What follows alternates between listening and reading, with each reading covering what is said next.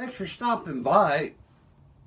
I wanted to make a video about this new, well, it's not really new, it's about 3 years old, but it's new to me. It's a VIOFO A119 B3. Before I bought it, I did some research, watched a lot of YouTube videos like everybody else, or maybe more, because I'm a little bit between anal and OCD when it comes to this. And I couldn't find everything I wanted to know about it. And I watched a lot of videos again, like I said, and I read on it. So I thought I'd go ahead and make a video so that people who wanted to buy it had the questions that I had. They could just go to one spot and hopefully find all, if not most of the answers that they were looking for. So that's what this video is going to be about. I have this dash cam right here. It's a VIOFO. I bought it 3 years ago for $25, and I got what I paid for. It still works.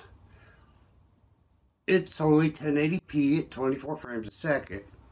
Its VIOFO is 2.5K, 60 frames a second. So the quality is much better. I'll put a comparison so you can just tell the difference between a really cheap, and I'm going to call this mid-grade. This has a GPS on it. Has a 2-inch screen right there. The lens rotates up and down. Has a 140-degree angle.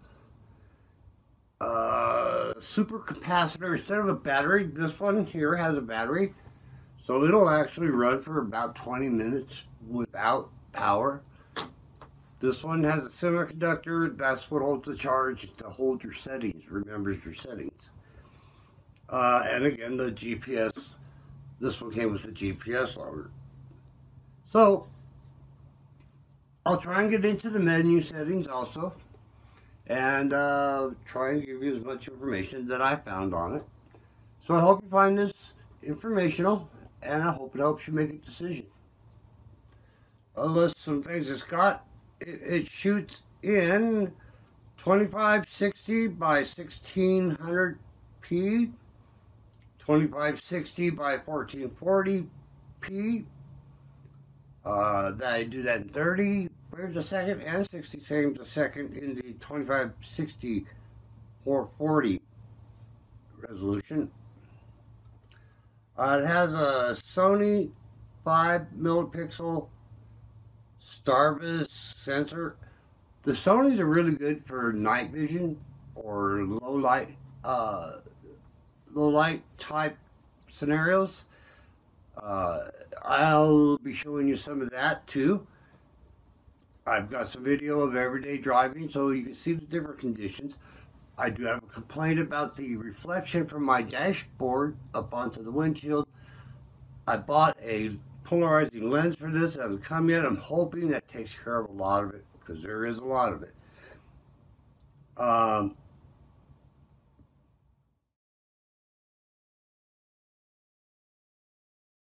It says it supports up to a 256 gig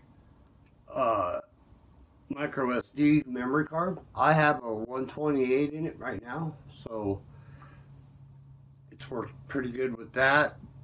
But you have those options, and it's good it goes up that high. Again, we'll get into the menu settings, and I'll show you some video from it. It's the A119 B3 Quad HD Plus, the VIOFO dash cam. Alright, let's get into it then. Alright, so let's get through what was in the box.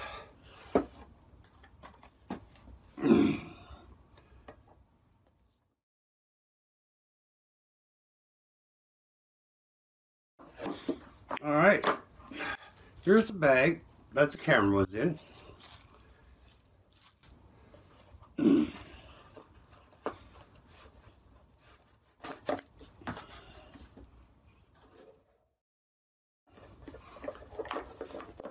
what we have here is we have the manual. The manual. Camera.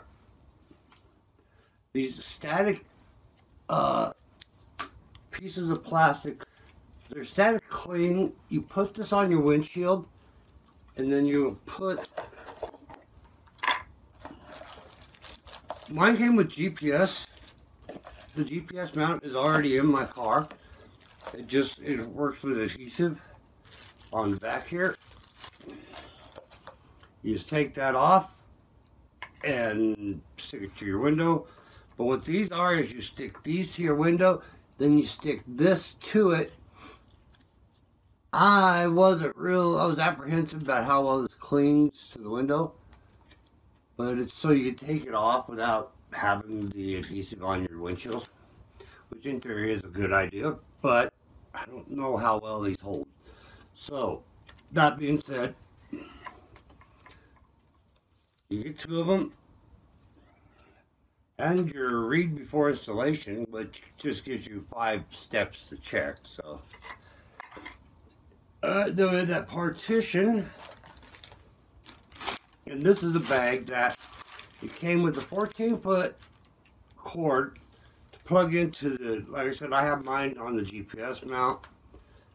It actually had a plug on the top of the GPS mount right here. This one, of course, doesn't. And I installed it that way. That way, when I go in, I just put this on. I just shove it down on the mount. On the windshield, it clicks in. He said, put this on your windshield, and the camera just clicks into it, like that. It's on there steady and firm. You can adjust the lens to whatever angle you need. Okay. So again, they give you the GPS. It's a real tough fight too. They give you a GPS mount and 2 extra mounts. So if you want to put these in another vehicle, you can bring the camera from vehicle to vehicle. Understand though, you'll only have the GPS in one vehicle because these are just standard mounts, okay? Alrighty. And again, this was the bag with the 14-foot cord and the cigarette type plug-in. It had 2 USB ports on it, so that's kind of convenient. This is the cord that you use to, you can take off your videos with this. You just plug this in your computer, and this, of course, goes into the side here where there's another. This is not a mini USB mini. This is a USB micro, so it's the bigger one. Anyway, you plug that into your computer, and you can download your files that way. It is slow, but the faster way is just to get a card reader and take your SD card out. And here it is. It does not come with an SD card, by the way. I have 128 gig in there, hoping that'll be enough. It's faster though to take that out, put it in the reader, and read it that way rather than using a cord. But the cord is optional, and it does work.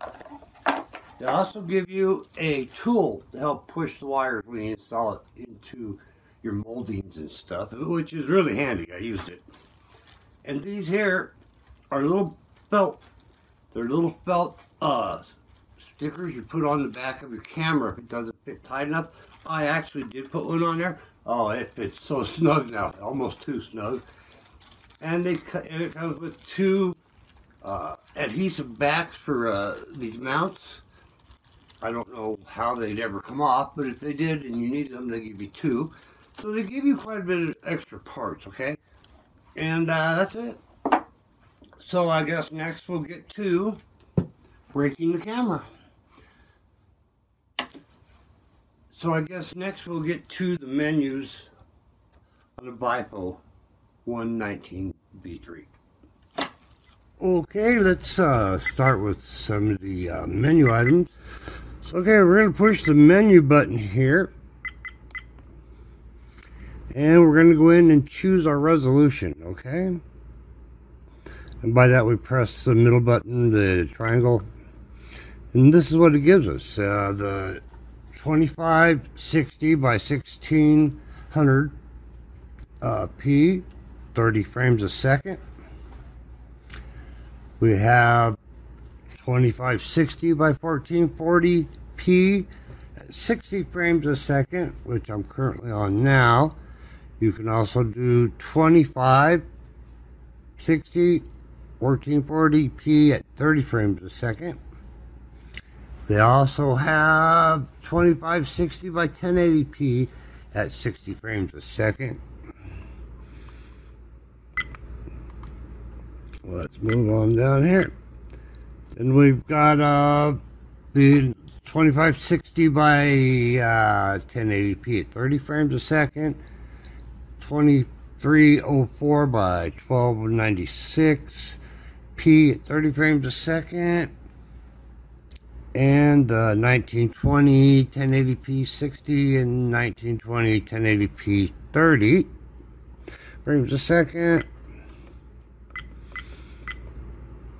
Then we can get into the 1280 720p. It does 120 frames a second, and you know the only good that is for is slowing things down. So if you want to do like a super slow-mo after you've recorded, you're still only going to get 720p though. And again, you have the 1280 by 720p 60 frames a second, and the 1280 720p at 30 frames a second. So again, I choose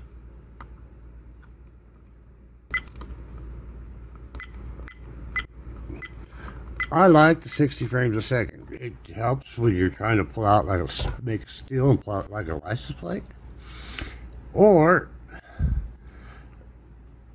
when I just think it's all better around. So to take that, you push that triangle again and accept it. Now let's go down to bit rates. High, medium, low. I always take high. The more information you can get into a video, the better resolution it is when you're rendering it. So I always take high. I believe with HDR off, well, you can't have HDR with 60 frames a second on it. I'm on the 2.4 firmware. So I think it's around 25,000 the bitrate on high. But that's what I picked. And let's go down loop recording. You can have it record in I guess one long file. I don't know how long that would be if you turn that off, but or you can do it'll do video clips in 1 minute increments, 2 minutes, 3 minutes, 5 and 10. You know, I prefer the 5. It's just less files to transfer over, and that's what I'm gonna pick. Alright, next we the video format. Now here you have two. You have TS and MP4. Now I'm not sure what the TS is. I do know, or I don't know this for a fact, but I believe TS does not include any GPS information in the video. So I'm about 90% sure that MP4 does have your GPS information in it, so that's what I'm going to choose. Now if you don't have a GPS module, and I guess this is sold without it, but everyone I saw on Amazon had the GPS module included. So anyway, I do the MP4. Exposure values, this is for if you're, if you're out there and it's really bright, and you notice your videos are really too bright, you can change the exposure value of it. Take light out, put light in. I generally leave this as 0. I know that if you put a polarized lens on it, it will be a little darker, especially at night. I don't know, this is how you could compensate for that. If you think it is too dark, you could darken it and lighten it this way. The plus is darkening, the minus would be lightening it. I'm going to keep mine as 0. Okay, now let's do HDR. With this, you have on or off. If you're filming in anything higher than 30 frames a second, and you turn this on, it's going to knock your frame rate down to 30 automatically. So if you're shooting with more frames per second than 30, you have to shut it off. And since I'm set at 60, I'm going to have and shut that off there. Now the parking mode, you can have it auto detect, or you can do a time lapse. This is one frame per second, 2 frames per second. That's just when it's gonna take its picture, and that's how when its time lapse is done. I don't use the parking mode. You can also do it 10. These, and every one of these is a different length of time lapse. So, and you get a low bit recording. You cannot continually record, but at a low bit rate, so it won't be a really good quality. But I turn mine off. I don't use the parking thing. To use the parking mode, you have to have their hardwire kit. Mine isn't in, and that goes to a fuse. It doesn't shut off. So mine uses the cigarette lighter plug type thing. So when I shut my key off, it shuts off. So I can't even use this parking, but I will go through the menus anyway. Enter parking mode timer. That's how long after you shut your car off, that it'll go into parking mode. And again, see, it just says 90 seconds, so I assume that's all you get. Duration, this is how long you go for 48 hours. This is how long that it'll actually, when it's tripped, it'll come on and record. Okay, now the G sensor for parking is if somebody hits your car, if there's a jar to your car, your camera will come on and record.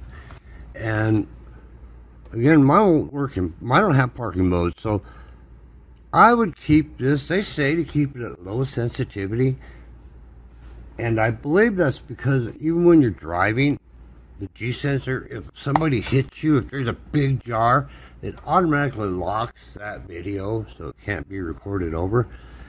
So like if you get in an accident, it locks that video before and after that. I have mine set in 5-minute time blocks. It'll lock that 5-minute time block, so it can't be recorded over. Now they say to keep it low, so that's what I'm doing. Middle and high are your other two levels you could do it at.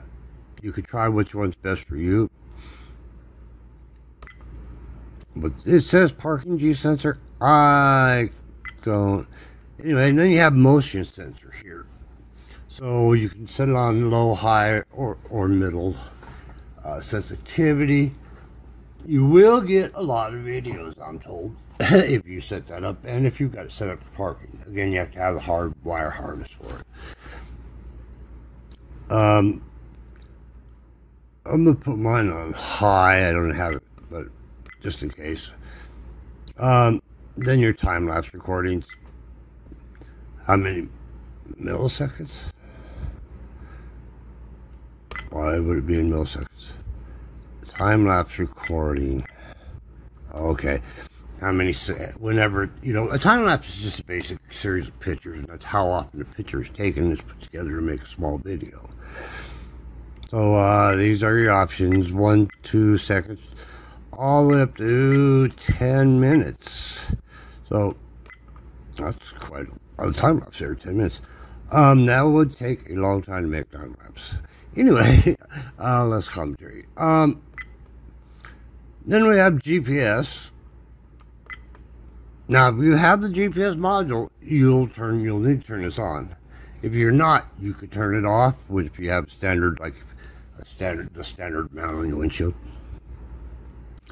Well, I'm turning that on, and here it records it what in miles per hour or kilometers per mile. Here's the driving sensor. This is the one I was talking about. The G sensor here is when you're driving and you get in an accident. They say to set it at low, so it takes a pretty big jolt. I'm going to set mine to medium because I'm not sure what. I'm just going to put it in the middle of the road, just because if it starts saving a lot of videos, just because like I hit a pothole or God forbid get out there and run over some curves. And anyway, if it's that sensitive, then I'll turn it back down. But I'm going to start mine at middle. This is your date and time setup. This turns it on. This is how it's put. This is what's put in your video, the information. I put it all in there. You've got speed and coordinates. And I put all in there. Camera model stamp. I also have that on in my video. It's at the bottom of the videos. And if you want to record the audio, if you want it to record audio, you can turn the microphone on and off.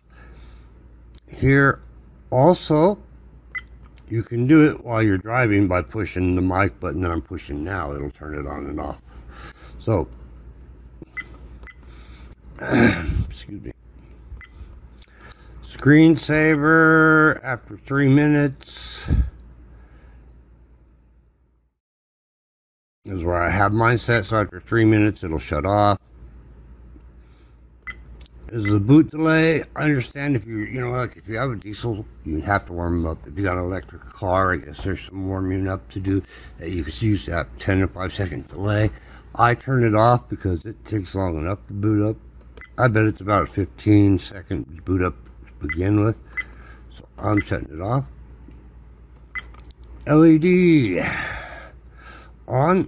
I don't know if you shut it off. I don't know why you would shut it off. I really don't. I can't answer that one. I am sorry. And the date and time format.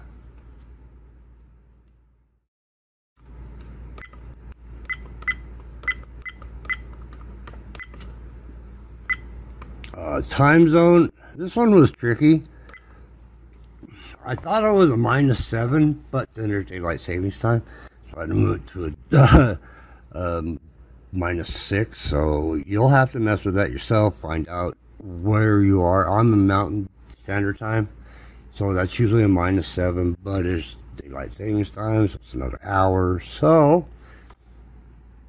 I'm on -6 here in my location.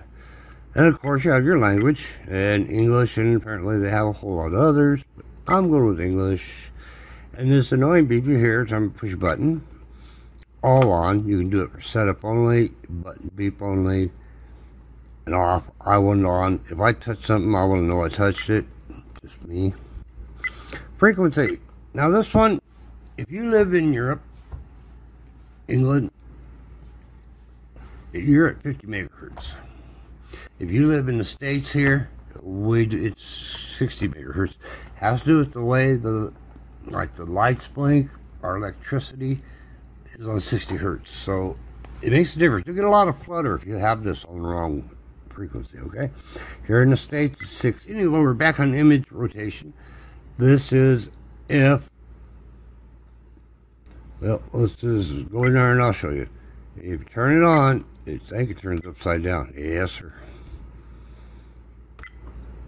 I was that off. There we go, right back up again. Image, mirror. They're on. I'll see everything. It's supposed to be different. This should have been on this side and vice versa. That's all it is. Okay, and the format. This is the format, your SD card. I don't have anything on it at the moment, so I guess I can format it just to show you. So delete everything on it.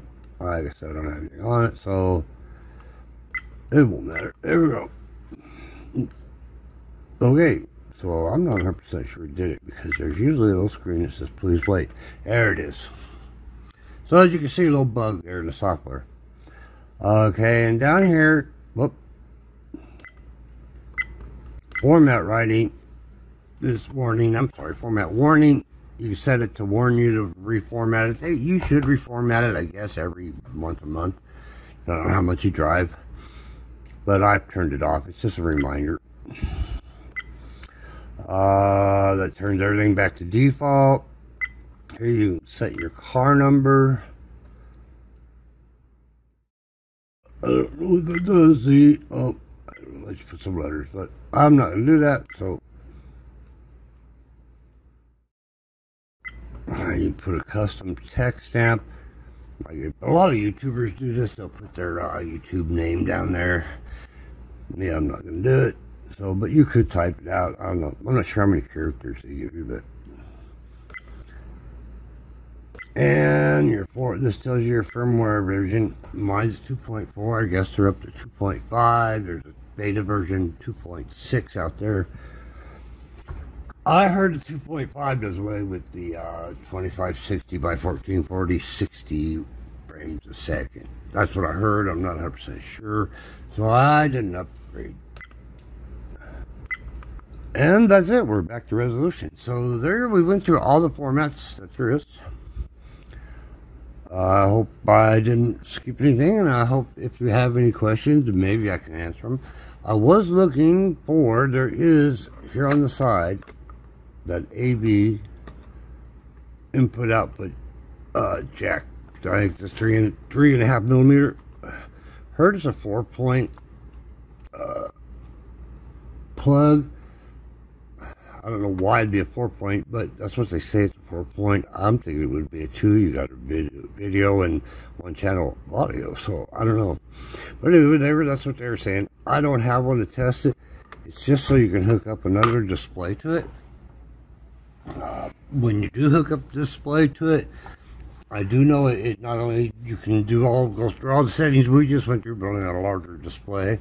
And while you're driving, it'll show that also. So it'd be kind of cool, but I don't have one. So there's your menus, folks. I hope that helped. Alright, here I wanted to show you how you could transfer via the USB plug. I'll just pop it in my laptop here.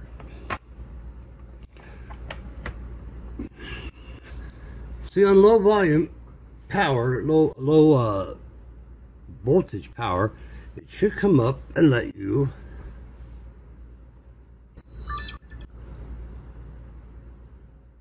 there it is. See, now here's where see, it brought up Window Explorers. Here, car backup text. This, when we went through the menu, I think this is, I don't know if this is where it holds or what you put in there. I assume it is. Anyway, this is where the actual footage is kept. Now, if you have an RO, it'll have a file up here that'll say RO, and then it'll be another file. That's where your videos that you want to save will be. It won't be erasable by the loop recording. So anyway, this is the icon you get when you're going to try to retrieve off with your USB cord. Again, it is a really slow way to get your files off. It's way easier if you just popped out your SD card and put them in one of these little Hummers right here, if you have the slot on your computer. Way faster. Mine was loading 7 megabytes a second through the USB port. 89 on the card. So it was a lot faster. Alrighty, well, thank you, and I'll be showing you some comparisons of the old camera I had, some daylight stuff, and some nighttime driving with it, so you can see how it works. I hope this helped.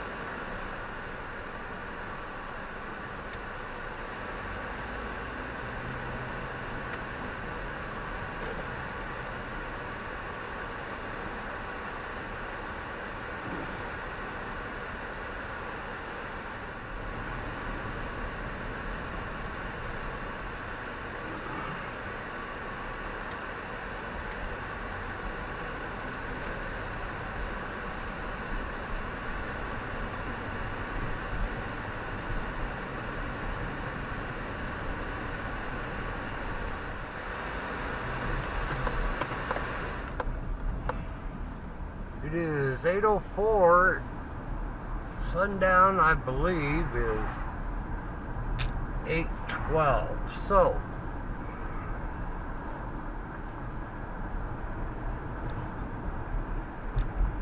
we're starting to get in low light conditions here.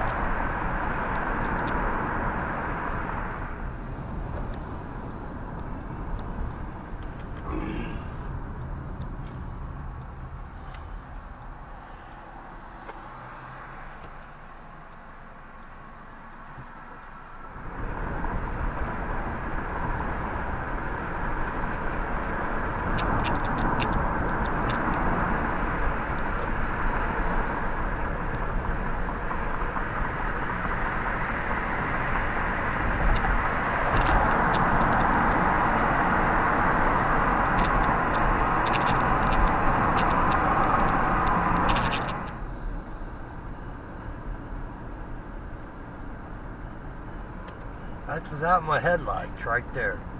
Just my running lights.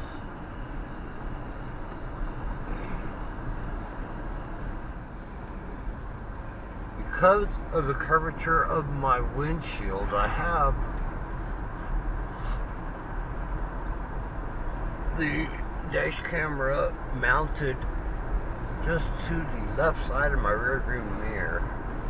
So it shows a little more on the left side, as opposed to, if I guess if I had put it in the center.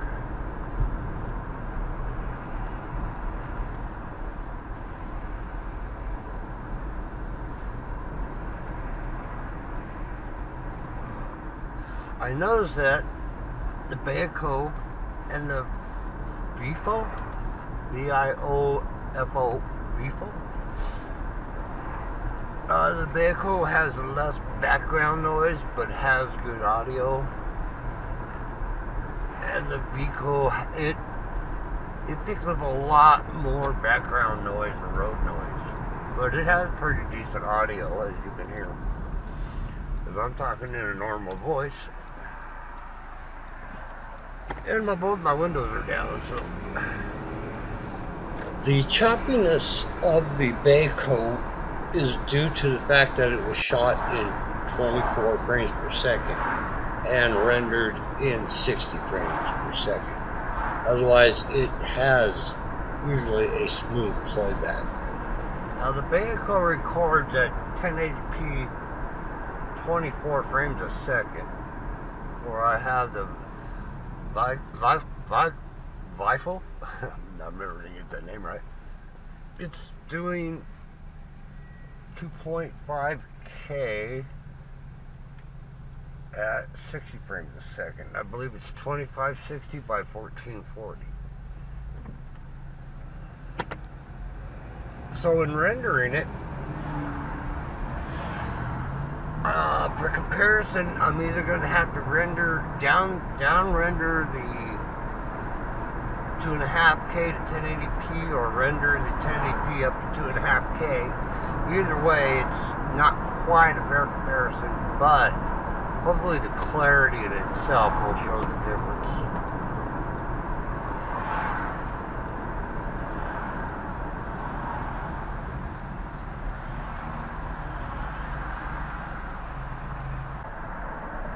So I wanted just to show the different lighting conditions that you can run into. I had some errands to run, and these are some of the different lighting conditions that I ran into to help judge how well it works and adjusts.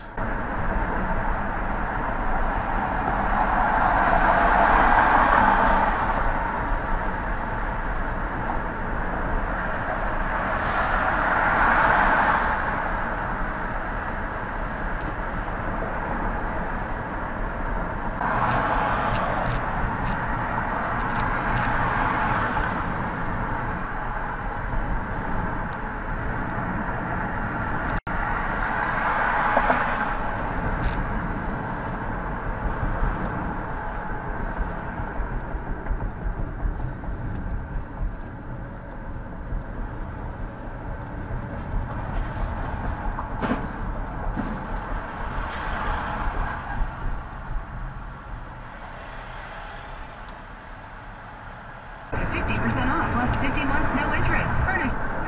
Trusted Wellness Center, and they will get you on your way to looking great. George has gone right away for his free. Go to Absolute Beauty Solutions.